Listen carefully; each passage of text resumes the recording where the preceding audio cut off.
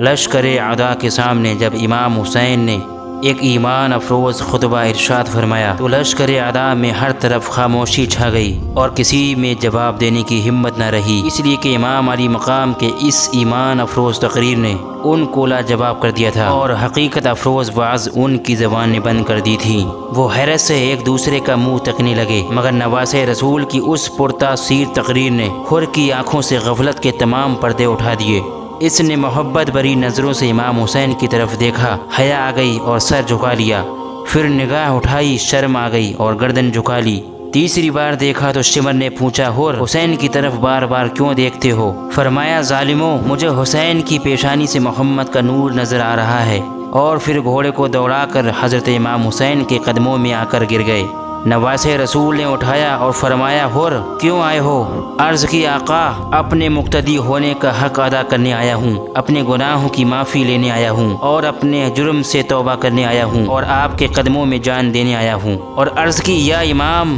قصوروار میں ہوں کہ آپ کو گھیر کر یہاں لایا، گناہ گار میں ہوں کہ آپ کو یہاں اتارا، مگر واللہ میرے وہم و گمان میں بھی یہ نہ تھا کہ ان کے دل اتنے سیاہ ہو چکے ہیں کہ آپ کو قتل کرنے کے در پر ہو جائیں گے اور آل رسول پر پانی بند کر دیں گے۔ مظلوم کربلا نے حر کو گلے لگایا اور فرمایا، خدا تیری توبہ قبول کرے۔ اور پھر حضرت حر نے یزیدی لشکر کی طرف منہ کیا اور عمر و سعد کو مخاطب کر کے فرمایا کہ لعنت ہے تجھ پر کہ تو دنیا کے لالچ کے بدلے اپنے دین کو برباد کر رہا ہے اور یزید سے انعام پانے کی خاطر باطل کی حمایت کر کے اپنی عاقبت خراب کر رہا ہے اور اہل بیت کی دشمنی میں اپنا نام اعمال سیاہ کر رہا ہے۔ باز آ جا،